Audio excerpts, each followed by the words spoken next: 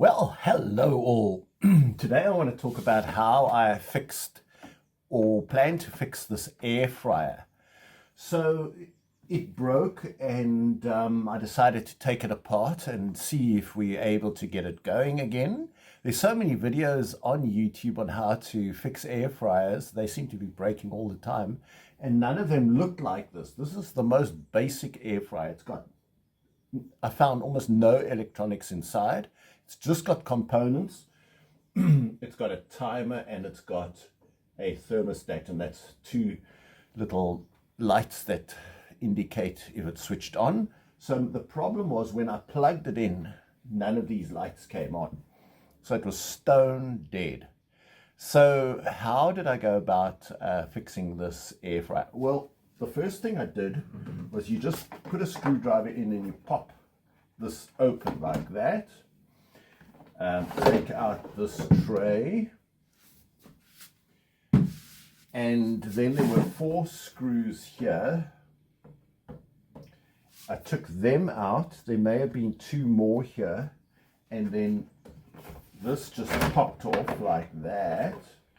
And so I was able to get to the guts of this, and then the bottom also has a whole lot of screws around here. So then I just took out the screws from the bottom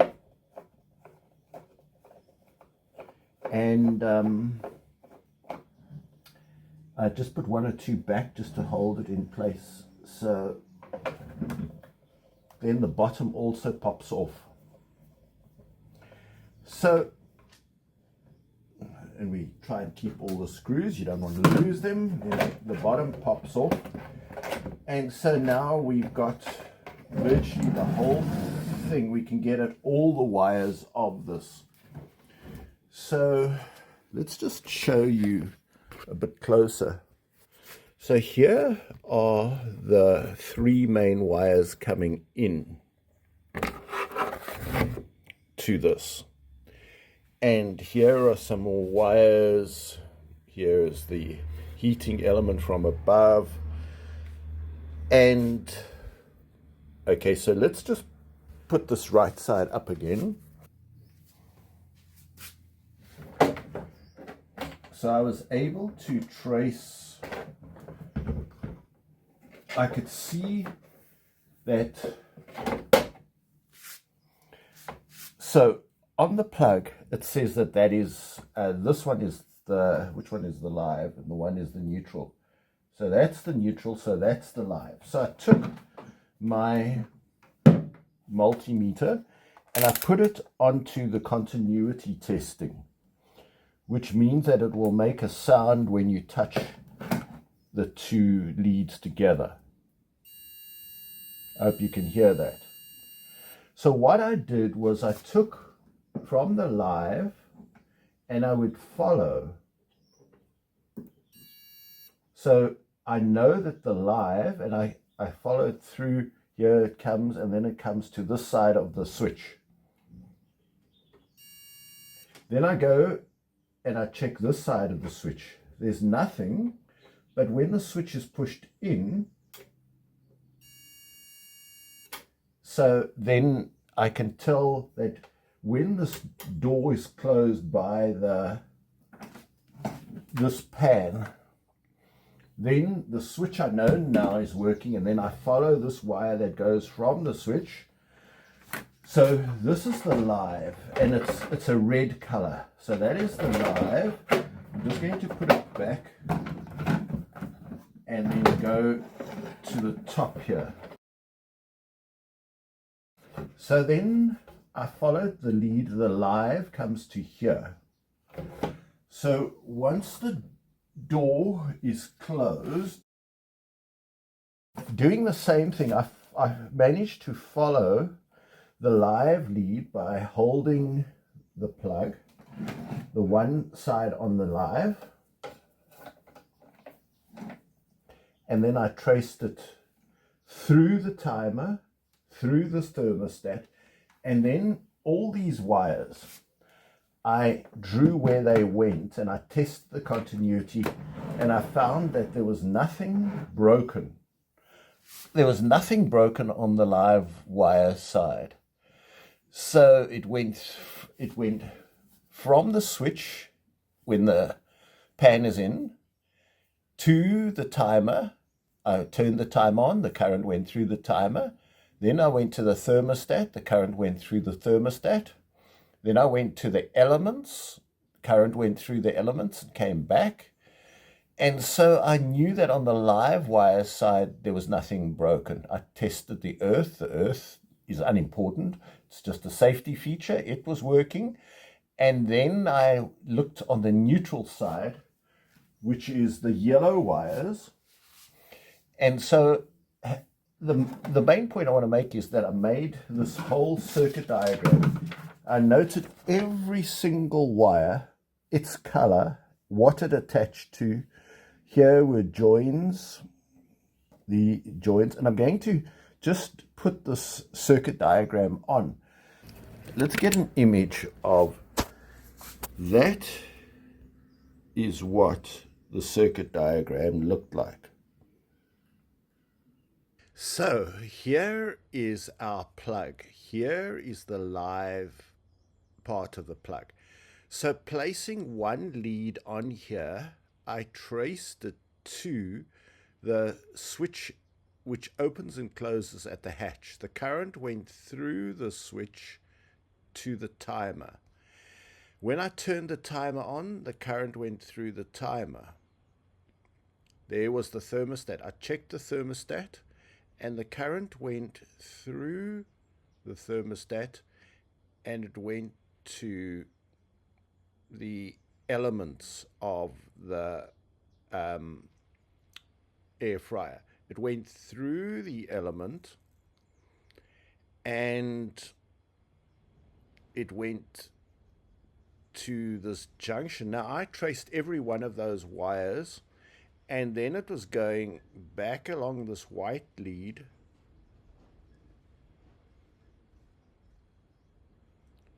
to here. Now somehow then the continuity ended. So when I followed it from the neutral, it went like this to a junction, then it went, so this is now the neutral, went to something, and I wasn't sure what this something was. So there, I'm just going to put a question mark. What was that something? And then, although I haven't seen it, I know that there is a thermal fuse here. So this went, these two wires, I traced them, but I couldn't quite see it because it's hidden. I have to take out 8 more screws. There's a thermal fuse here. And I'm pretty sure that the thermal fuse is blown. So I have to buy a new thermal fuse. What I could simply do is I could just join those two together and the whole thing will work. Because the thermal fuse has now broken and it's caused the circuit break that we've got here. So there's the break in the circuit. So if I had to just connect this wire to this wire, bypassing the thermal fuse, then the whole thing works again. So that's how I proved that it's actually the thermal fuse that is broken. That's the only thing that's got a break in it, and that's destroying the continuity. So they cost about a couple of dollars, or they come at different prices and different temperatures and amperages that they blow. So I will have to buy a new thermal fuse.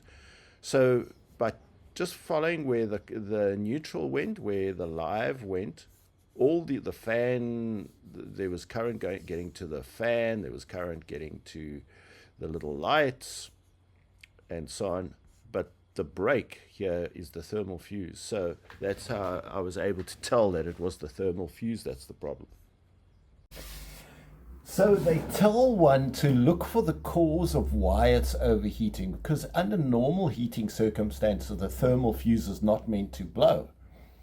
So I thought, Well, let's take this pan out, and I just want to show you what the pan looks like.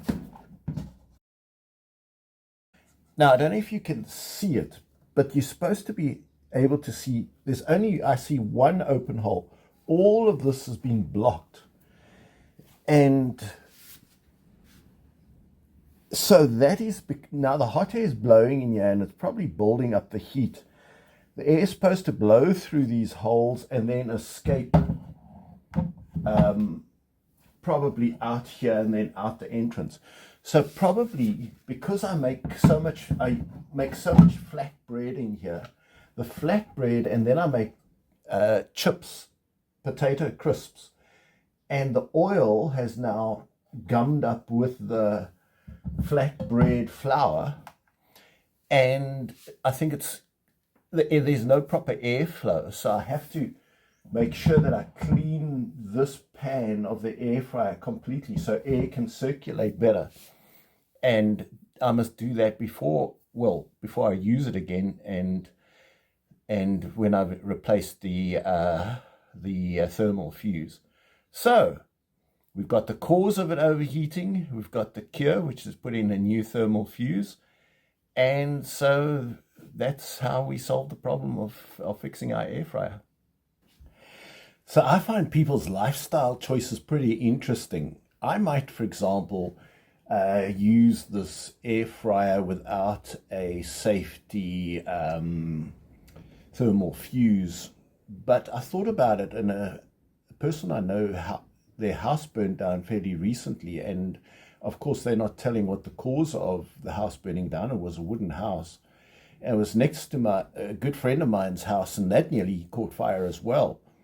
So I got to thinking, I love the lifestyle choices that people make. For example, I don't like wooden houses because they can burn down. My house has got concrete roof, concrete floors, concrete walls, or brick walls. So it was deliberately made so that I don't need insurance. Now, I don't know if these people whose house burned down have got insurance. I didn't want to have to buy insurance. I don't have insurance except $2 a month on my motorbike in case I hit a Lamborghini or something. So that's the extent of my insurance. I don't have health insurance. I don't believe in insurance. I don't believe in wasting money on insurance. So I'd rather have a house that's waterproof, fireproof, windproof, etc. And if it does burn, well, you can't burn down, but if it somehow gets destroyed by something, I don't mind starting over. I'm into stealth camping, etc. So I think it's just fascinating people's lifestyle choices. For example, if I'm in the supermarket, I will watch the people in front of me, what they're buying, and I'm studying, okay, this is a person who likes health food. Everything there is healthy. They've got sprouts, they've got fruit, they've got brown bread, they've got whole milk. You can see they're really into health. Or you watch another person, looks like they're just going to have a party tonight. It's all chocolates and biscuits and white bread and Coca-Cola and soda drinks, and you can see these people are not into health, and you can actually, by looking at them, see exactly the consequences of those health lifestyle choices. So as I say, I find this thing of lifestyle choice just so interesting that even when you're fixing something like an air fryer, you've got to be careful. I mean, the temptation's there to just operate the thing without its safety thermal fuse and take a chance. But, why take a chance? It's like, some people will go walking among wild animals in the wild and they don't mind confronting wild animals, whereas I think that's nuts. Why take that chance? Or they'll take chances, go climb Everest or do these dangerous odysseys. That's not my lifestyle. I don't want to take a chance in doing anything like that. So maybe that's why I don't need insurance and they do. And so I think it's just interesting that no matter what you do, it is a bit of a lifestyle choice. And I remember, for example, my brother used to say, to retire is going to cost so much. Oh, you've got to have this and that. You just can't live without medical health insurance, and you can't live without house insurance. You can't live without car insurance, and you've got to have X, Y, and Z. And I'm thinking all these things that he's listing, I don't have them, and I don't care that I don't have them. I don't want to have them. It's just an extra expense, to have, you have to have X amount per month because it's going to cost this much to live. No, who says it's going to cost that much to live? So that's like a lifestyle choice. And then you've got to prepare for that. You've got to live in anticipation of that. And I just think, wow, living in that head must be very stressful because you think you can't do without these things, which I've done without all my life. So, as I say, even something as simple as fixing a air fryer has got a lifestyle choice involved with it.